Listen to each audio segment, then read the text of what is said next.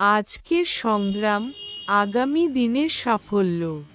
ধৈর্য ধরো, পরিশ্রম করো, সময় তোমার পক্ষেই কথা বলবে।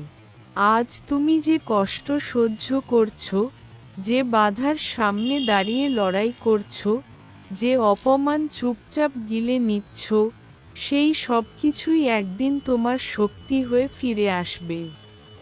মনে রেখো, বড় গাছ একদিন ছোট চারাই ছিল, বড় নদী একদিন ছোট ঝর্ণা ছিল, আর প্রতিটি সফল মানুষ একদিন সংগ্রামের পথেই হেঁটেছিল।